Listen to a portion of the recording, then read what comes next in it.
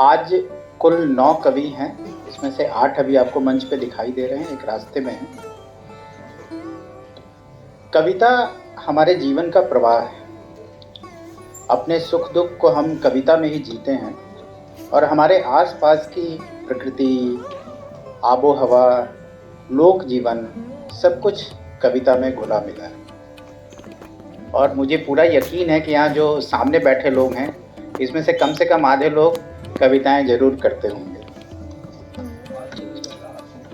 तो आज ये जो काव्य संध्या है, इसमें सबसे पहले मैं बुलाना चाहूँगा प्रत्यूष चंद्र मिश्र। प्रत्यूष का कविता संग्रह पुनपुन और अन्य कविताएं 2017 में प्रकाशित हुआ है और इनकी कविताएं देश के सभी नामचीन साहित्यिक पत्रिकाओं में छप चुकी। प्रत्यूष। शुक्रिया सुशील सर। मैं अपनी कुछ कविताएं आप लोगों के सामने पेश कर रहा हूं। पहली कविता का शीर्षक है ताकत। ताकत। मैं एक पहाड़ के पास गया और पाया कि अगाध करुणा से भर रहा हूं मैं एक नदी के पास गया और पाया कि उसकी कोमलता मेरे भीतर प्रवेश कर रही है। मैं खेत के पास गया और देखा नमी उतर रही है मेरे भीतर। मैं जंगल के पास गया और पाया कि एक दुर्लभ संगीत से मेरी आत्मा के तार झंकृत हो रहे हैं। विस्मय से भरकर जब मैंने निहारा आकाश को, खुद को पाया विशालता के आगोश में। एक पक्षी, एक पशु और एक पेड़ ने मेरे दिल के कोने में बनाई जगह। एक पक्षी, एक पशु और एक पेड़ ने मेरे दिल के कोने में बनाई जगह। और अंत में जब मैं एक मनुष्य के पास गया तो पाया कि मेरे भीतर बची हुई है प्रेम करने की ताकत। मेरी दूसरी कविता का शीर्षक है लौकी। लौकी। बारिश के बाद हम इसके बीजों को गाड़ देते आंगन में। हल्का भूरा खुरदुरा बिया कुछ ही दिनों बाद धरती के सीने से निकलकर आ खड़ा होता आंगन में, हरे कोमल एक जीवित पौधे के रूप में। यह एक एक इंच बढ़ता हम एक एक दिन गिनते। लौकी का वह पौधा जिसे हम कद्दू भी कहते, थोड़े ही समय बाद घर के आंगन और छत पर फैल जाता। सफेद फूलों और कोमल फलियों से लद जाता पूरा छत। आश्विन और कार्तिक के महीने में जब हवा में पसरी रहती गुलाबी ठंडक, लौकी के भतिये की सब्जी और दूध में उबाल कर बनाया गया लौकजाउर हमें स्वाद की एक अलग दुनिया की सैर कराता। कितना पवित्र होता है कद्दू भात और चने की दाल का नहाए खाए। नवान्न के जलसे में खूब होती इसकी पूछ। बेसन में लपेटकर जब बनता इसका बचका तो मुंह में पानी आए बगैर नहीं रहता। यह लौकी है, लगभग गंधहीन मगर स्वाद से भरपूर। अब भी मैं खूब पसंद करता हूँ लौकी, मगर उसकी मिठास से खुद को महरूम पाता हूँ। लौकी के पौधे को देखे अरसा हुआ, मेरे बेटे को तो उसके फूल का रंग भी नहीं पता। लौकी और उस जैसे तमाम सब्जी और फल फूल कैसे और कहाँ से आते हैं हमारे घर में, बेटे को कुछ पता नहीं। बाजार जाता हूँ और खरीद लाता हूँ एक लौकी। देखता हूँ बेटे की थाल में सजा बचका। देखता हूँ स्वाद से इधर बेटे के पास लौकी की कोई याद नहीं। एक छोटी कविता है जिसका शीर्षक है चीख। गोविंद पानसारे, नरेंद्र दाभोलकर और MM कलबुर्गी को समर्पित। चीख। इस वीराने को तोड़ा मेरी पदचाप ने, इस हताशा को तोड़ा मेरी उम्मीद ने, इस स्वीकार को तोड़ा मेरे इनकार ने, इस प्रार्थना को तोड़ा मेरी जिद ने, इस चुप्पी को तोड़ा मेरी चीख। और अब संग्रह से एक कविता, शीर्षक है पुनपुन। पुनपुन नदी है, हमारे गांव से थोड़ी ही दूर पर बहती है। पुनपुन। बिल्कुल पास तो नहीं बहती थी तुम, बिल्कुल पास तो नहीं बहती थी तुम, पर तुम्हारे ख्याल से कभी जुदा नहीं पाया खुद को। खेतों मैदानों से गुजरती स्मृतियों में भी बहती रही तुम लगातार। बहुत बचपन की यादें हैं, बहुत बचपन की यादें हैं, जब तुम्हारा पानी किनारों को तोड़कर आता था हमारे गांव की सरहद पर। पानी लाता था ढेर सारा उल्लास, छोटी छोटी मछलियां, सीप और घोंघे, बहुत मुलायम और नरम मिट्टी का कोई छोटा सा हिस्सा, धान के अधडूबे खेत, पानी की धार पर जाता कोई जुड़वा, अपने बैलों को लेकर बाजार से लौटते पैकार। सोन का लाल पानी भी आता था कभी कभी पुनपुन के इस हिस्से में, और रह जाता था महीनों, कभी कभी तो वर्षों तक। तुम्हारे बाढ़ को लेकर कोई गुस्सा नहीं था हमारे भीतर, और न ही किसी नदी के कोख से पैदा होने का कोई गुरूर। बहुत छोटे थे हम, और शायद हमारे पूर्वज भी। मिथक हमें सिर्फ इतना बताते हैं कि कभी पांडवों ने जल दिया था अपने पूर्वजों को तुम्हारे घाट पर, और कभी बाण जब उगते थे सोन से तुम्हारे ही पानी से बुझाते थे अपनी काव्य प्यास। पुनपुन बहुत छोटी नदी हो तुम, पुनपुन बहुत छोटी नदी हो तुम। नदियों के इतिहास में दर्ज नहीं है तुम्हारा नाम स्वर्ण और चांदी के अक्षरों में, नक्शे में भी शायद ही दिखे तुम्हारी पतली सी लकीर। लेकिन जो लकीर तुमने खींच रखी है हमारे दिलों में, वही नकात्मक रिकॉर्डों से कहीं ज़्यादा गहरी है, और यह कविता इसकी एकमात्र गवाही नहीं है। पुनपुन बहती रहो तुम इसी तरह हमेशा, धरती के इस हिस्से में प्रवेश करती रहो, मनुष्यों और फसलों के भीतर, ज्ञान और सूचना के इस अराजक समय में सींचती रहो हमारी संवेदना।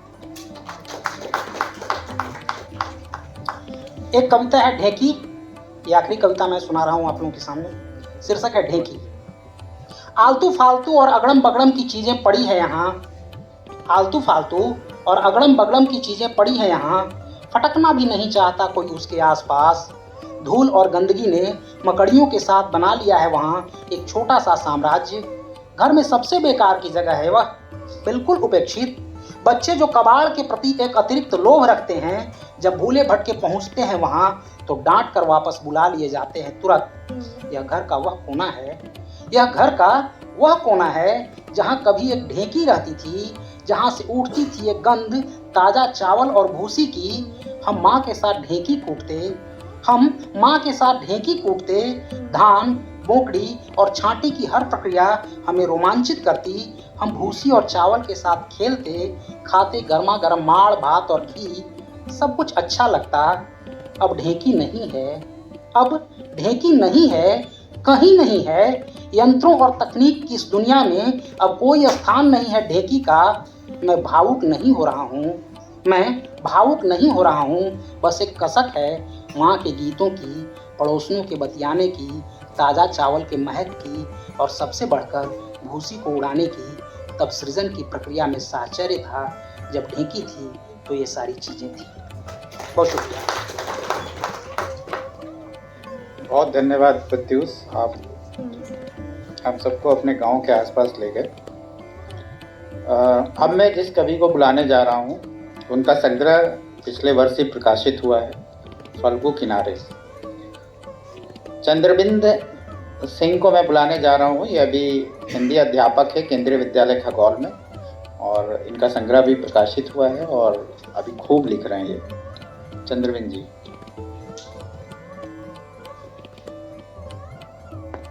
सभी को मेरा नमस्कार। मैं सीधे कविता पर आता हूँ, और कोशिश मेरी दो ही कविता की रहेगी। समय को भी ध्यान देना है, क्योंकि एक सबसे पहले एक छोटी कविता, इसका शीर्षक है क्या यही कम है। क्या यही कम है, क्या यही कम है कि रोज सुबह, क्या यही कम है कि मैं रोज सुबह घर से स्कूल निकलता हूँ और स्कूल से लौटकर घर आता हूँ। क्या यही कम है कि मेरी बूढ़ी माँ गांव से ट्रेन पकड़कर मेरे पास आ जाती है। क्या यही कम है कि हमारे शहर में एक अच्छी सड़क अच्छी तरह बनाई जाती है और एक बुरी सड़क बुरी तरह। क्या यही कम है कि बरसात में पटना हर बार डूबता है। क्या यही कम है कि बरसात में पटना हर बार डूबता है और हम हर बार बच जाते हैं, और हम हर बार बच जाते हैं। क्या यही कम है कि हम आम रोपते हैं तो आम होता है, आम ही होता है, और बबूल रोपते हैं तो बबूल। क्या यही कम है कि इस दौर में भी पटना के कवि के पास सुनने और सुनाने का समय बचा हुआ है? क्या यही कम है कि आज जब पूरा मंच गांव-गांव से भरा हुआ है, मैं कविता लिख रहा हूँ? एक और कविता मैं पढ़ूंगा जिसका नाम है एक और बनारस। ये थोड़ी सी इससे बड़ी कविता है। इसका शीर्षक है एक और बनारस। मुझे क्यों लगता है कि पटना की सभी सड़कें बनारस जाती हैं। मुझे क्यों लगता है कि पटना की सभी सड़कें बनारस जाती हैं और मैं रोज़ सुबह उन पर निकल पड़ता हूँ आरा मोहनिया होते हुए बनारस के लिए। बनारस मुझे अक्सर घेरता है किसी मियादी बुखार की तरह और थर थर काँपने लगती है एक सहनाई। कोई ढलने के लिए मुझ में कविता और कहानी बन। क्या मैं पा सकता हूँ उस बनारस को एक साथ, जैसा वह पटना से दिखता है, जैसा वह आरा से दिखता है, जैसा वह मोहनिया से दिखता है, या फिर बनारस के उत्तर में बसे उस गांव से जितनी दूरी पर कभी लम्ही था प्रेमचंद के समय में। मेरे गांव की स्मृतियों से बना बनारस एकदम अलग है। उसमें कबीर नहीं है और उनके निर्गुण हैं। उसमें प्रेमचंद नहीं है और उनका गोदान है। उसमें बिस्मिल्लाह खान नहीं है और उनकी सहनाई है। मैं भागता हूँ अपनी स्मृतियों के बनारस से आज के बनारस के लिए पर, और मेरी यात्रा मुझे बार बार ले जाती है पटना के बास घाट से आरा के सिन्हा घाट और बक्सर के रामरेखा घाट होते हुए बनारस तक। मिलता हूँ मैं उस बोधिसत्व से जो अपने पंच परिव्राजकों को यह बता रहे थे कि इंद्रियों के नियंत्रण से दुख को नियंत्रित किया जा सकता है। क्या 80 घाट पर खड़े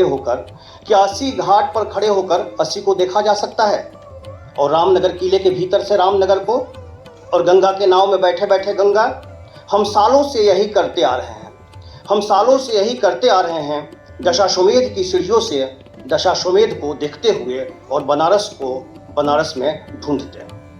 कोई बताएगा मुझे आज बनारस में कितनी दूरी पर है चंपाबाई की संगीतमयी रवायतों से गुलजार रहने वाली दाल मंडी। बनारस में वह क्या था कि एक चंडाल के तर्कों के सामने निरुत्तर हो जाते हैं उस युग के सबसे बड़े तत्ववेता। क्या था जो बिस्मिल्लाह खां साहब को बाबा विश्वनाथ के पास ले जाता है, और क्या नहीं था जो कबीर को रात रात भर जागना और रोना पड़ता है। अंतिम बंद पर आता हूँ। बनारस तो हमारे भीतर अभी पूरी तरह बना भी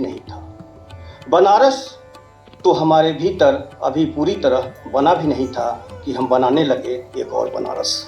बहुत बहुत धन्यवाद।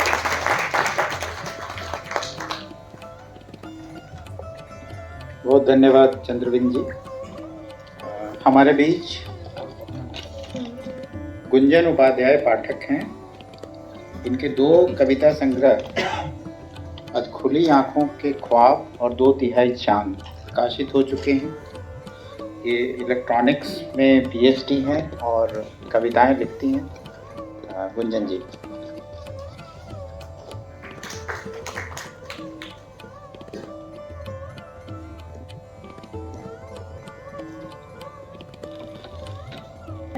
काम चलाओ इश्क। अनुपातिक विश्लेषण की महीन क्षमता की अनुपस्थिति में अविचुप्त होने की प्रक्रियाओं के मध्य मैंने रचा प्रपंच, डाले डोरे और भांसा तुम्हें। चूंकि विकल्पों के अभावों में ज़रूरत रही थी शायद मुझे एक अदद काम चलाओ इश्क की।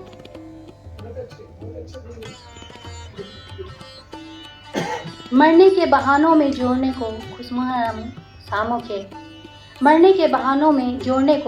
रंग सामों के और कुछ बेतुके से गीत बेखुदी में दोहराने को, किसी भी गारंटी की उम्मीद को पल्लू में खोसे बिना नियमित समाविधि में लुप्त होने की संभावनाओं के साथ उदात्त ईश्वर की बेबसी को महसूसते हुए अपने किसी भी कमजोर लम्हे में दोहराती रहूं तुम्हारा नाम। Thank you. बहुत धन्यवाद। आप अगर चाहें तो 2 से ज़्यादा मतलब 3 तक कविताएं पढ़ सकते हैं। मुझे लगता है कि जो पिछले 2 कवि थे उन्होंने, प्रत्यूष ने जो ज़्यादा पढ़ा, अच्छा ही पढ़ा उसको कंपनसेट कर लिया है। कोई बात नहीं। अब मैं बुलाने जा रहा हूँ एक ऐसे कवि को जो हिंदी और मैथिली दोनों में लिखते हैं और गद्य और कविताएं दोनों लिखते हैं। मैं बालमुकुंद को बुलाने जा रहा हूँ। ये अभी वेब पत्रिका इंद्रधनुष और ई मिथिला का संपादन भी कर रहे हैं और मूलतः कवि बालमुकुंद।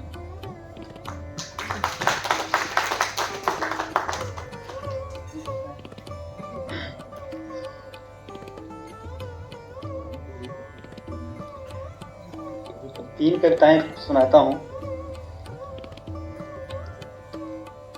कविता का शीर्षक है फिर भी जीवन। पुराने रास्ते अंधेरे में जाकर दम तोड़ते हैं। सूखे पेड़ नहीं जीते बसंत की प्रत्याशा में। लगभग शेष नदी बहुत दूर बहती है अब शहर से। जो जमा है मन में मैल उसके भार तले कठिन है जीना। चलता हूँ जिधर उधर ही मृत्यु की पुकार। फिर भी कोई डोर है जो खींचती है तुम्हारी ओर। सजल आंखों में जाग उठते हैं उम्मीद के बीच।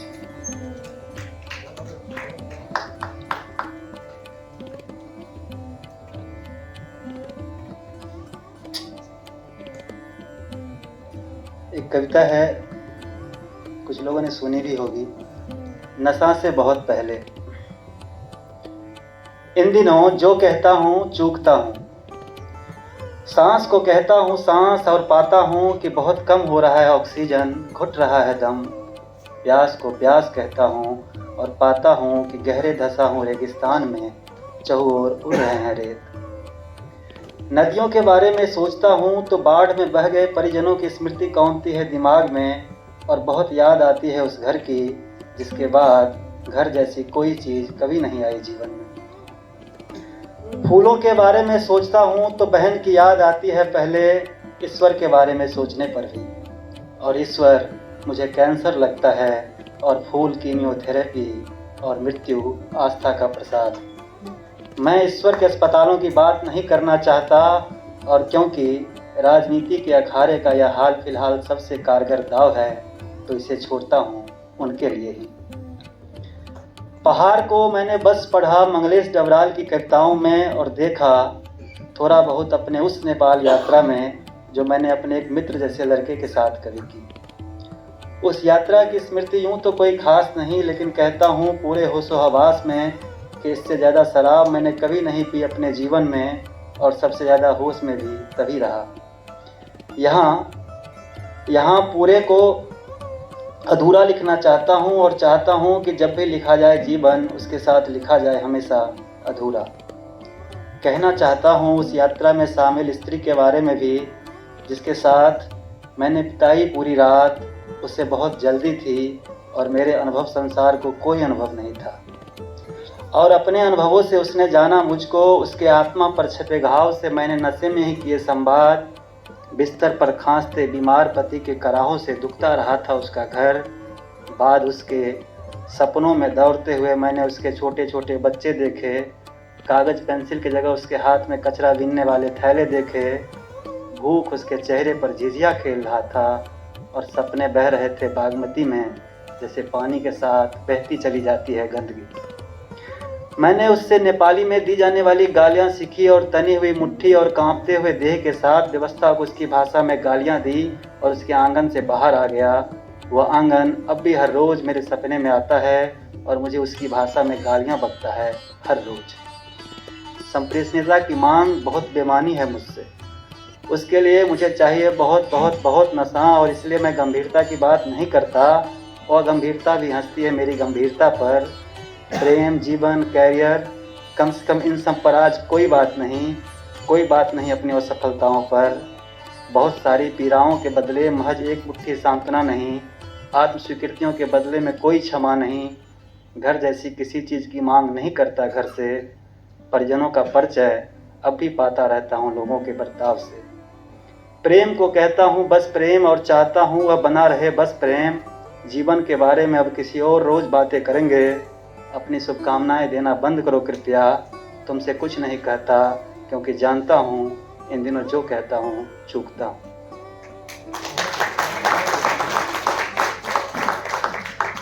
और एक आखिरी कविता है, जिससे हरा है जीवन।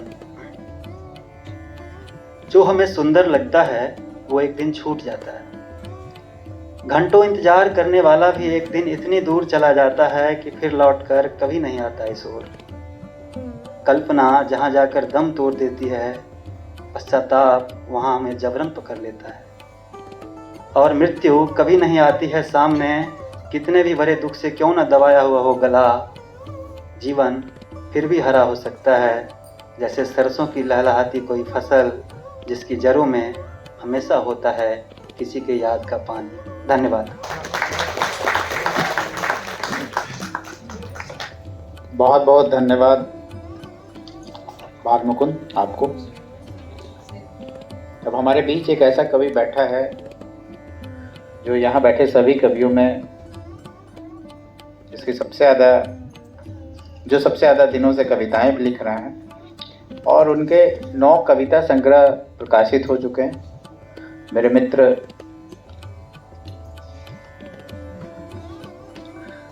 इनका एक आलोचना की किताब भी इनकी प्रकाशित हो चुकी है। शहंशाह आलम को मैं बुलाना चाहता हूँ।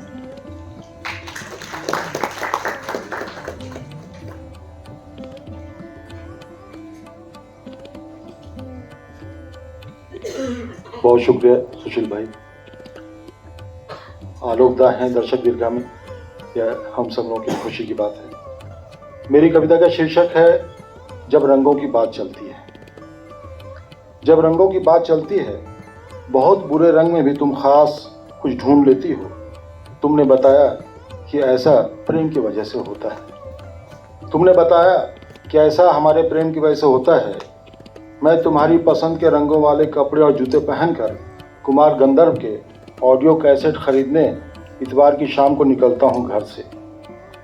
मैं जहाँ पर काम करता हूँ वहाँ ऐसे रास्ते होकर पहुँचता हूँ जिस रास्ते में तुम्हारी पसंद के रंग दिखते हैं, और जिस रास्ते के लोग अच्छे रंगों के मुंतज़िर रहते हैं हमेशा। और जिस रास्ते के लोग अच्छे रंगों के मुंतज़िर रहते हैं हमेशा। मैं जिस किराए के मकान में रहता हूँ उसमें सिर्फ एक कील ठोकने की इजाज़त है। मैं जिस किराए के मकान में रहता हूँ उसमें सिर्फ एक कील ठोकने की इजाज़त है। मैंने उस एक कील में तुम्हारी तस्वीर टांग दी है। तुम यही चाहती थी जबकि तुमने मेरी तस्वीर रखने से साफ इनकार कर दिया था। जितनी हवाएं और दूसरी चीज़ें जीने के लिए ज़रूरी होती हैं, तुम्हारे लिए तुम्हारी पसंद के रंग भी ज़रूरी हो गए हैं। जितनी हवाएं और दूसरी चीज़ें जीने के लिए ज़रूरी होती हैं, तुम्हारे लिए तुम्हारी पसंद के रंग भी ज़रूरी हो गए हैं। बरसात के दिनों में हम दूर दराज के इलाके साथ साथ घूमे थे। कश्तियों का सफ़र किया था। रथ पर बैठने से तुम डरती थीं, मैं चाकू से डरता था। बरसात के दिनों में हम दूर दराज के इलाके साथ साथ घूमे थे। कश्तियों का सफ़र किया था। रथ पर बैठने से तुम डरती थीं, मैं चाकू से डरता था। अब मुझे चाकू से डर नहीं लगता, इसलिए कि अपनी पसंद के रंगों को बचाए रखने के लिए आदमी को चाकू से नहीं डरना चाहिए। एक और कविता है, शीर्षक है पिता का झोला। पिता के झोले में झांका है जब कभी, पवित्रता से, तड़प से, सादगी और मासूमियत से। देखा है उसमें हरी घास सी पृथ्वी, पूरी भलमनसाहत से प्रेम में डूबी हुई एक नए मुहावरे को जन्म दे रही है। पिता के झोले में झांका है जब कभी, पवित्रता से, तड़प से, सादगी और मासूमियत से। देखा है उसमें हरी घास सी पृथ्वी, पूरी भलमनसाहत से प्रेम में डूबी हुई एक नए मुहावरे को जन्म दे रही है। कोई जादू, कोई कौतुक रहा है पिता का झोला अनंत काल से। कोई जादू, कोई कौतुक रहा है पिता का झोला अनंत काल से, पिता और झोले का संबंध यथावत है अखंड काल से। तमाम ऋतुएं, तमाम आदिम इच्छाएं, तमाम अद्वितीय भाषाएं, वसंत की सांझें, कुलांच मारती चीज़ें समा जाना चाहती हैं पिता के झोले में, गिरोह के फेरे निर्वासन के भय से मुक्त। हम जब चाहें पिता से अदृश्य अनाम वस्तुओं की प्रार्थना कर सकते हैं। हम जब चाहें पिता से अदृश्य अनाम वस्तुओं की प्रार्थना कर सकते हैं। दुनिया की किसी भी चीज़ की खातिर हठ कर सकते हैं। यह भी कि जहाँ जहाँ पड़े हैं पाँव पिता के, वहाँ वहाँ धरती पर उगाए हैं वृक्ष पिता कृपा से।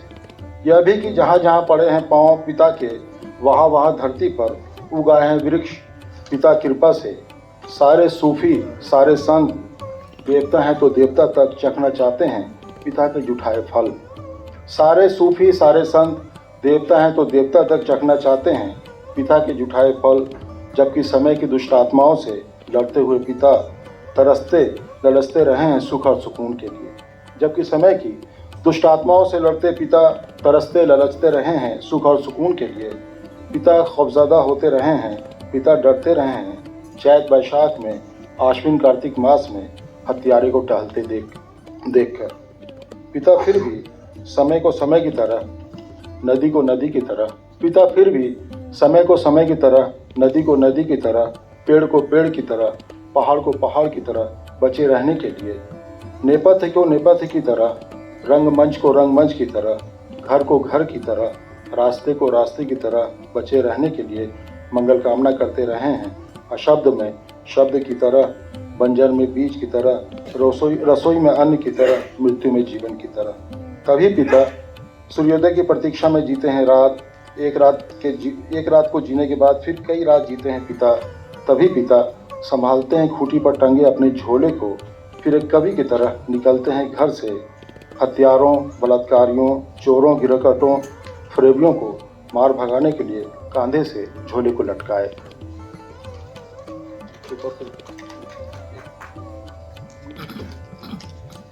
एक और कविता है, अंतिम कविता।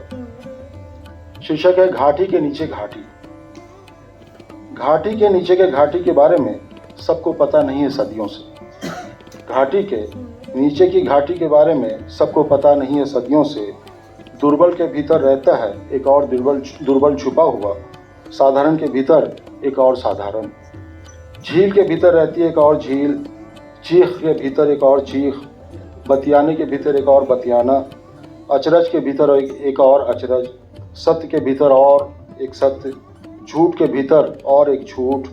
घर के भीतर होता है और एक घर, धारणाओं के भीतर कई कई धारणाएं रहती हैं रचनारत निरंतर। शोध के अंदर शोध, इतिहास के अंदर इतिहास, विज्ञान के अंदर विज्ञान, गणित के अंदर गणित, भाषा के अंदर भाषा, बीज के अंदर बीज, जल के अंदर जल, नारियल के अंदर नारियल। स्त्री के अंदर होती है एक और स्त्री अप्रत्याशित। स्त्री के अंदर एक और स्त्री होती है अप्रत्याशित। अफसान के निकट और अफसान, तस्वीर के अंदर होती है एक और तस्वीर चौंकाती हुई। आवाज़ के अंदर आवाज़, आवाज़ के अंदर आवाज़, चुप्पी के अंदर चुप्पी, बिल्ली के अंदर बिल्ली, सांप के अंदर सांप, द्वार के अंदर द्वार, खिड़की के अंदर खिड़की, तहखाने के अंदर तहखाना, पक्ष के अंदर पक्ष, विपक्ष के अंदर विपक्ष। फलों को कुतर रहे तोते के अंदर रहते हैं कई कई तोते जीवित और समृद्ध। फलों को कुतर रहे तोते के अंदर रहते हैं कई कई तोते जीवित और समृद्ध। घोड़े के अंदर कई कई घोड़े रास्तों को लांघते। अब जाकर लगता है अधिक झूठा साबित नहीं हुआ मेरा इस तरह इतना कुछ सोचना और इतना कुछ पसारे रहना। अब जाकर धन्यवाद।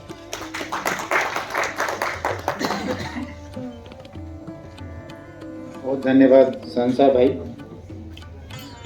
अब मैं उस कवि को बुलाना चाहता हूँ जिसका संग्रह पिछले वर्ष ही प्रकाशित हुआ है, अस्वीकार से बनी काया। ये संग्रह पिछले वर्ष का प्रकाशित हुआ है और ये एक प्रतिबद्ध संस्कृति कर्मी भी है और सांस्कृतिक आयोजनों में भी बहुत सक्रिय रहते हैं। राजेश कमल जी।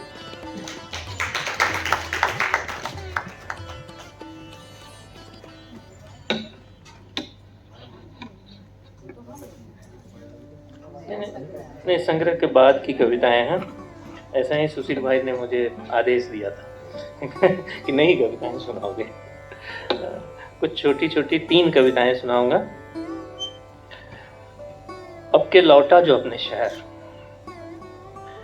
जबकि सब कुछ तो वही है, वही गली, वही घर, वही मोहल्ला, वही दोस्त, वही रात, वही दिन, वही वही सनम की गली, फिर भी उदास है चित्त अब के लौटा जो शहर अपने घर।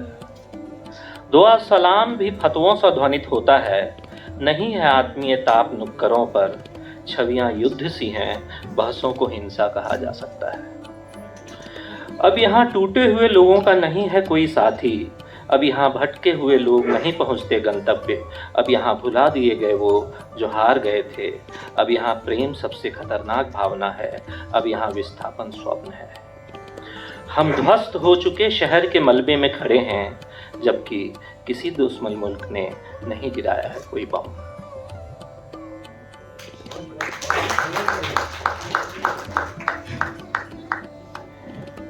एक दूसरे तरह की कविता है, शायद।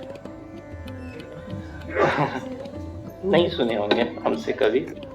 शायद सुखी हो जाऊं जो माँ फिर से चलने लगे बिछौने से उठकर, शायद सुखी हो जाऊं जो पिता शतरंज की गोटियां सजा के बोलें आओ एक एक हाथ हो जाए, शायद सुखी हो जाऊं जो सनम की गली से गुजरूं और वो खड़ी मिले और वह साल 1996 हो, शायद सुखी हो जाऊं जो मोहल्ले की वो लड़की अगर बता दे कि प्री बोर्ड के वक्त जो पकड़ी गई थी चिट्ठी क्या लिखा था उसमें, शायद ही पूरी हुई ये उपसा, शायद ही पूरी हुई ये उपसा, सुना है सुख आशीर्वाद में, दुआ में और डॉक्टर की सलाह में ही बचा है। एक जो आखिरी कविता मैं सुनाऊंगा, इसका शीर्षक है पाप। कुछ जाने कुछ अनजाने मैंने भी किए पाप, व्यभिचारियों के साथ कविता पढ़ी, व्यभिचारियों के साथ देश और जहान की चिंता की, व्यभिचारियों के साथ मदिरापान किया, व्यभिचारियों के साथ संगीत का रियाज किया, व्यभिचारियों के साथ जीवन के अनन्य प्रसंग रहे, उन्हें एक क्षण भी जीवन से अलग नहीं किया, लेकिन व्यभिचारियों ने सिर्फ और सिर्फ व्यभिचार किया। देश और दुनिया के नियम बदल गए जिन लफ्जों को, देश और दुनिया के नियम बदल गए जिन लफ्जों को सदियों से गालियों में शुमार किया जाता रहा, उन कमबख्त लफ्जों ने शरीफों के शब्दकोश में जगह बना ली। ये कभी वर्दी में मिल जाते, कभी खादी में, कभी पुराने भवन में, कभी नए भवन में। हम बस टुकुर टुकुर ताक रहे थे, हम बस टुकुर टुकुर ताक रहे थे, उनके पाप कम थे हमारे पापों से, उनके पाप तो अनजाने किए पापों से भी कम थे, जैसे फेंक दी पान की पीक अनजाने में और किसी के सफ़ेद वस्त्र को कर दिया लाल।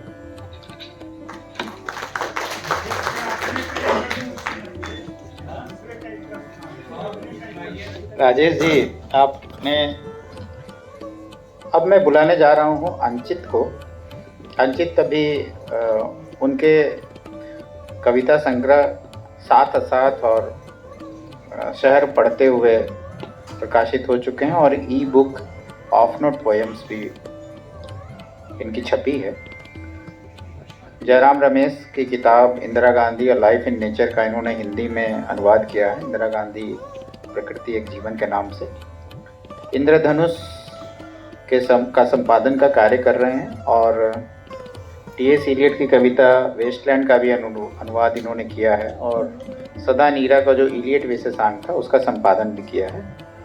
अनुवाद भी करते हैं, अच्छी कविताएं भी करते हैं। आप सुनिए अंचित को। शुक्रिया भैया। आप सभी को मेरा नमस्कार। जो पहली कविता सुनाऊंगा उसका शीर्षक है दफ्तर से घर लौटते हुए। पूरा दिन संघियों पर नोट्स बनाता रहा और ये सोचता रहा कि काम जेल है। भर्तृहरि याद आते हैं, हथेली पर बाल उगा सकते हैं, हाथी बांध सकते हैं कमल नाल से, नहीं कर सकते मूर्ख से तर्क।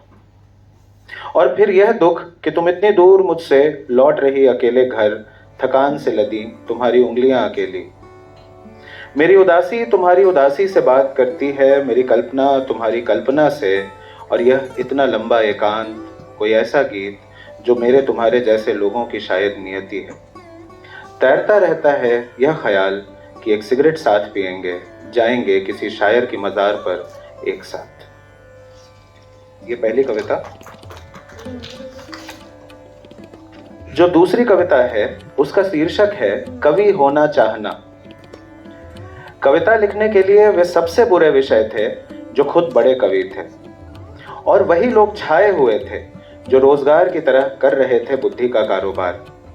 वे अजीब दिन थे कि शहर में भारी भीड़ थी, तेज उमस और लाल सूरज जो भूल गया था डूबने उगने का फर्क। हम में कविता में समारोहों में घूम रहे और बाजारों को चूम रहे सर्व बुद्धिजीवियों को विषय बनाने की ठसक नहीं थी। इसीलिए हम बुरे काव्य संग्रहों से घिरे थे और उनसे भी घटिया आलोचना से। ये ऐसा समय था कि जो जोड़ तोड़ में लगे थे मित्र थे, जो सांप्रदायिक थे मित्र थे, जो जातिवादी थे मित्र थे, जो कुआलोचना में लगे थे मित्र थे, जिनको अच्छी बुरी कविता से नहीं कवियों के इमेज से मतलब था भाई, वे भी मित्र थे। परिवारवादी, खेमेवादी, यूनिवर्सिटीवादी, सचिवालयवादी सब, और इतनी मित्रताएं थीं क्योंकि शत्रुता और मित्रता में कोई भेद नहीं था। इन अनंत मित्रताओं के बीच मुझे समझदारियों की समझ नहीं थी और बेवकूफ़ियों से एक नैसर्गिक वास्ता था। उस समय संस्कृतियों की खरीद फरोख्त से उब गया था बाजार, खिलने लगा था दिमाग का कारोबार। समय वह जगह थी जहां प्रसिद्धि चेतना की सड़न से बनी थी। कविगण एक समान इठलाते, बतियाते, थोड़ा थोड़ा सत्ता का शाही टुकड़ा खाते, कामगारों की बंदर बांट करने में लगे हुए थे। ऐसे में शुक्र है कि रात एक तरंग थी, बरसात एक पिटारा मेरे लिए। ऐसे में शुक्र है रात एक तरंग थी, बरसात एक पिटारा मेरे लिए, और कविता की ओर आते हुए नेपथ्य में एक स्त्री का 1000 दिनों पहले खो गया प्यार, जिसको विचलन पढ़ा गया। ये दूसरी कविता। जो तीसरी कविता मैं सुनाऊंगा, यहाँ जो मेरे मित्र उपस्थित हैं वो चाहते थे कि इस कविता का मंच से पाठ हो। इस कविता का शीर्षक है स्मृति सिन्हा, और स्मृति सिन्हा कौन है ये कविता पूरी होते होते पता चल जाएगा। स्मृति सिन्हा। बीत गए बचपन की कोई भी बात स्मृति सिन्हा के जिक्र के बिना पूरी नहीं होती। संदीप सेन अपने बाप का पुराना स्कूटर उठाए घंटों मेरे घर के बाहर यह जानने के लिए पड़ा रहता कि वह किस किस से बात करती है। आशीष गौरव ने एक बार मुझसे कहा कि वही मेरी भाभी बनेगी, और फिर 2 साल उसे प्रेम पत्र लिखता रहा, गानों के कैसेट देता रहा और न जाने क्या क्या। गौरव द्वय छुट्टी के समय उसे अलविदा कहने आते, और मेरे जैसे जितने विषयों में फेल होने वाला अभिमन्यु राज भी उसकी मोहब्बत में पास होने के सपने देखता। सौरभ सहाय ने उससे किया प्यार, और साकेत ने भी उससे किया प्यार, और शशांक ने, और पृथु भान ने। कितनों पर मैंने गद्य और पद्य दोनों में शक किया। बहु तेरे थे उसके आशिक छिपे दबे, पर इंद्रनील बसाक जैसा कोई नहीं था। आखिर उसने ही रची थी सच और झूठ से बनी वो फैंटेसी जिसका नाम स्मृति सिन्हा था, जिसके बारे में उसने 11 अप्रैल 2002 को ही सुबह सुबह कह दिया था वह उसकी बीवी है। उसी दिन मैंने पहली बार स्मृति सिन्हा को देखा, और फिर आखिरी बार 13 मार्च 2006 को दोपहर 1:15 बजे। उन दिनों मैं एक गुजराती लड़की के प्यार में बुरी तरह गिरफ्तार था, और मुझे जो मुझे जानते हैं या जानते हैं कि एक बार में 2 स्त्रियों के प्रेम में पड़ना कोई भटकाव नहीं है मेरे जीवन में, पर मैं भटक रहा हूँ। स्मृति सिन्हा हमारी छोटी स्कूल बस में सबसे आगे बैठा करती, और उससे वफादारी में मैंने स्कूल में किसी दूसरी लड़की से कभी बात नहीं की। कई बार हमने टिफिन साथ खाई और किताबें बदल कर पढ़ी। एक बार भी नहीं कहा किसी से कि उससे मुझे भी मोहब्बत थी, पर हर राखी डरता रहा उसी के लिए लिखी कविताएं और उसी के लिए लिखा पहला उपन्यास जो जला दिया। इनमें से किसी की नहीं हुई स्मृति सिन्हा ख्वाब की तरह बीत गए दिनों का एक मेटाफर बन गई। 17 साल बाद कर रहा था इंद्रनील बसाक याद कि कैसे जिंदगी का फलसफा कुछ और ही घटता अगर वह होती, और मैं सोच रहा था कि कैसे एक बार बारिश में भीगने के बाद उसने अपने बाल खोले थे और मैंने देखने के बहाने पकड़ा था उसका हाथ। धन्यवाद। एमिटी में पढ़ाना उतना ज़रूरी नहीं है जितना ज़रूरी कविता लिखना है। खैर, मेरी पहली कविता का शीर्षक है सिगरेट, सीढ़ी और पूंजीवाद। घुटकर मर जाना चाहिए जब मकसद केवल पायदान लांघना बन जाए, जब दोनों हाथों से खींचकर दिन लंबा कर लेने के बाद घर लौटते हुए सिगरेट की तलब को बुलाना मुनासिब लगने लगे और करियाया कश जुबान पर मिठास छोड़ता हाहों में हवा हो जाए। घुटकर मर जाना चाहिए घुट घुट कर गुलामी करने से बेहतर। लेकिन तलब के साथ जीने वाले तलब के लिए अपनी जिंदगी को दो धुरों में कटने देते हैं। तलवों के छिल जाने और अधरों के सूख जाने तक ओछी महत्वाकांक्षाओं के लिए मर मर कर काम करने वाले, गुलामी के पश्चात प्रशंसा में रेड वाइन की मिठास चखने वाले निरामूर्ख, और वे महामूर्ख जो भद्दे शब्दों से काला करते हैं अपने होठों की शुचिता, और अपने होठों की शुचिता का दम्भ उन्हें जहन में पनप रही घृणा की सिहरन खुद के लिए महसूस होने नहीं देती। केवल रौं का एहसास समझ आता है मेरी चर्म को, ठीक नीचे रेंग रहे केचुओं से पनपने वाली थर्राहट को समझ लेना मेरी इच्छाओं को नाकबूल है। दोनों ही सीढ़ियां लांघने को आतुर बह जाते हैं धुएं पर बैठकर मकसद के कब्रगाहों तक अधूरी मृग तृष्णाओं के रास्ते। कुछ आत्मसम्मान चाहते हैं, कुछ कागज की गड्डियां और सुबह किसी स्वप्न को पूरा होने नहीं देती। कमबख्त ये मौत भी उसी वक्त हानि होती है जब अरमानों की फहरिस्त एक और क्षण जिस्म में रूह को कैद कर रख लेना चाहती है। मेरी दूसरी कविता का शीर्षक है फांसीवाद या फायरिंग स्क्वाड। ये कैसा जीवन मिला है मेरे मिल जाने से तुमको, मेरा हर चुंबन तुम्हारे तन पर तेजाब सा चुभता है उन आंखों को जिनके लिए केवल कब्रिस्तान है रिवाजों का ये मोहब्बत। मेरी छाती पर तुम्हारे होठों के लिए कोई जगह नहीं बची है यहाँ, लेकिन संभोग की इतनी आज़ादी ज़रूर है कि एक धर्म, एक परंपरा के परिधान बिस्तर के सिराने लिपट सकते हैं। कहो, क्या यही नहीं संसार का विभत्स आवरण? जितना भी चाहे तुमसे लिपट कर तोड़ना अपना दम, न जाने किस तरह मारा जाएगा मेरा तन। कहो, क्या दे पा रहा है तुमको मेरा होना हर एक क्षण, एक दूसरे को चूम न पाने का अधूरापन? अपनी कनखियों में सांस लेने दो मुझे, बाहर बंदूक के नलियों से निकलते धुएं में गिरफ्तार आदमी आज भी हर तिलिस्म को अपना यथार्थ मान बैठता है। दुहाई देता है जीवन की, उसकी जुगत की, और ओढ़ कर अपना मखमली कंबल पीता है घी। हर ऐसा आदमी मेरी जीभ से अपने तलवे की मालिश चाहता है। हर ऐसे आदमी के मुंह से तलवों की बू आती है। न जाने कितने अरमानों से पाला होगा इन्होंने ताकत पाने का सपना। आइकमैन और पिरांडलों के फीके अपभ्रंश ये कितनी बार मरते होंगे। बेहतर है किसी दीवार के सामने छलनी कर दिया जाए मुझे, ताकि मरूं तो एक ही बार। अपनों का चेहरा और आज़ादी, बस गम है तो उन्हीं अपनों के लिए एक दुनिया को अधूरा छोड़ जाने का। दोनों बाहें फैलाकर दिखा न पाने का वो हकीकत जिसे सभी मेरा स्वप्न मानते रहे। आखिरी कविता का शीर्षक है मेरी हद। हद तो यही है मेरी, लिपट कर तुमसे बाहों में थाम नहीं सकता वक्त। उंगलियां सुलझाती हैं तुम्हारे गुथे हुए केश, फिसल कर छूट जाती हैं मेरी मुट्ठी से। हद तो यही है मेरी, न वक्त ठहरता है न तुम। स्पर्श मेरी स्मृति बनती है और बिस्तर पर काला एक रेशा तुमसे की गई मोहब्बत का सबूत। जंगे छेड़ी जाती हैं निशानियों के नाम, बच्चे अनाथ होते हैं, रोते बिलखते चेहरे हमारे आंसुओं के हवाल कर न्याय की परिभाषा सीखचों से लिखते हैं। धागे भर की हकीकत मुझसे छीनकर मेरी सांसों का हिसाब रखा जाता है।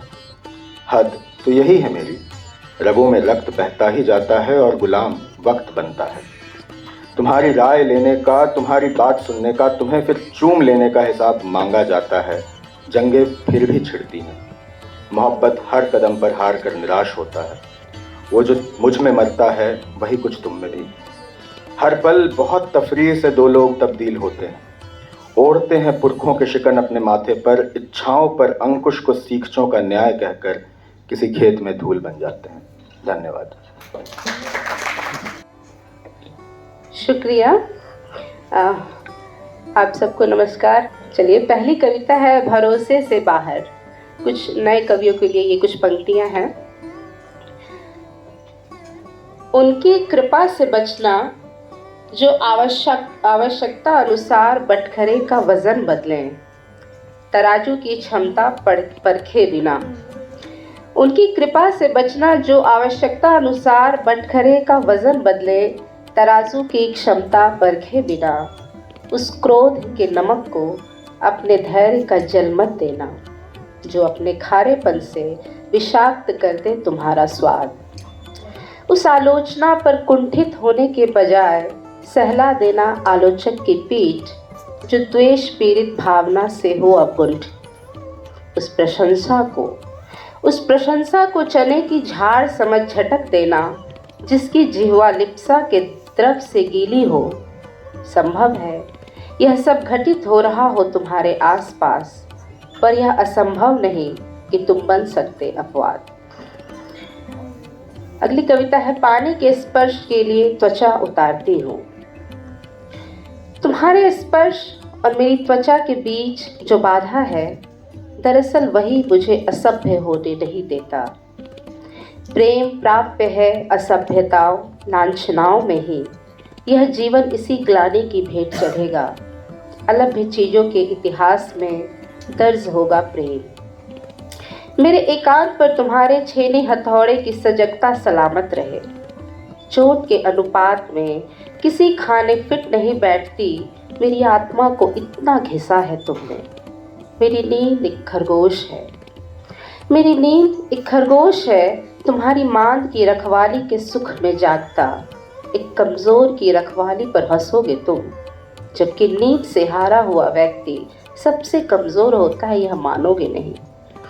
कैसे खट्टे हो गए वे अंगूर जो तुम्हारे हिस्से से बाहर रहा। इधर इतनी ही तीव्रता से उतरता रहा मेरे भीतर शर्करा तुम्हारे प्रेम का।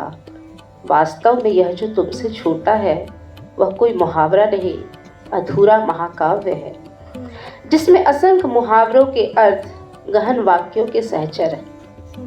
तुमने जो छोड़ा है इसका दुख ना भी करूं तो चलेगा, लेकिन कह नहीं सकती मिठास का अम्लीय विस्थापन तुम्हें मुक्त करे या ना करे। तुम रहना मेरी भाषा में तीसरी कविता है। वे शब्द जो अब तक नहीं हुए अनुदित मेरी भाषा में रह जाएंगे असंप्रेषित। उन बूंदों के एक शरण में मेरा जरा भी हाथ नहीं, जो असंख्य छींटों में तब्दील हो गई मिट्टी के स्पर्श के पूर्व। हो सके तो मुझे दान में देना पीड़ाएं दुख संताप। तब भी तुम रहना मेरी भाषा में वाणी बनकर, तमाम विपदाओं की पीठ पर लिखती रहूं प्रार्थना के शब्द आजीवन। शुक्रिया। ये काव्य संध्या समाप्त होती है जी।